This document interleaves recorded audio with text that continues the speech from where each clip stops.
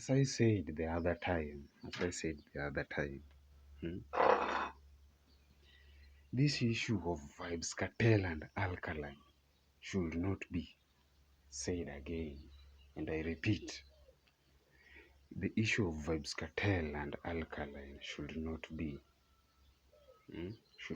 said. Should not be said.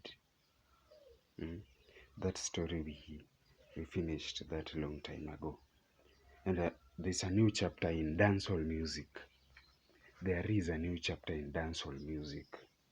Of late, most of these dancehall artists have ventured, have done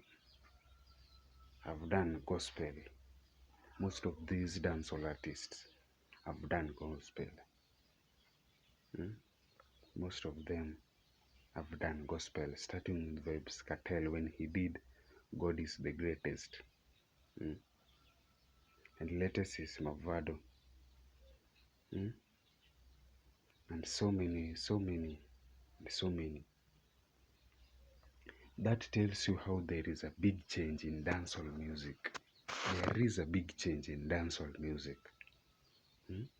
There is a big change in dancehall music. And I'm waiting for that day when Alkaline will be doing a collab with Vybz Kartel.